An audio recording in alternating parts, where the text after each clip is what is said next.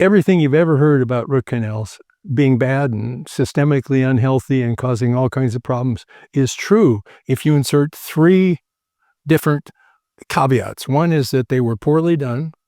2 is that they're bacterially contaminated. And 3 is that after they were done, they were never sealed and they're leaking.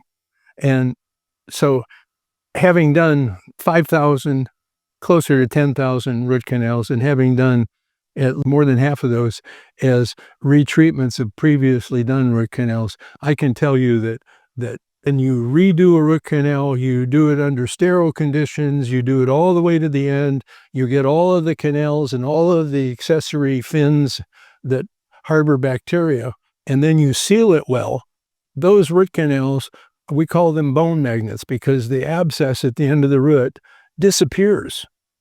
And that's because the body now can come in and heal up this tissue that's inflamed and infected because it's not a constant river flowing into the body of bacteria that your immune system can't get to.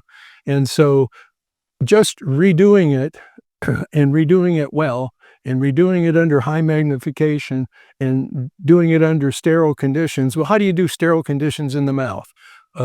The traditional method in dental school and among specialists is to put a rubber dam on. A rubber dam is something that terrified my mother. And so I learned from restorative dentistry that we didn't see any difference between use of the rubber dam and not use of the rubber dam.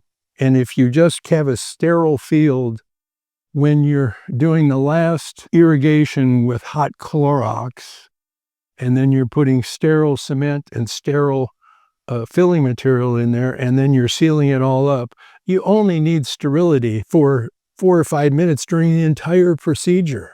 And so I will argue on a witness stand as an expert witness that a rubber dam is not necessary to do the highest level of endodontic treatment.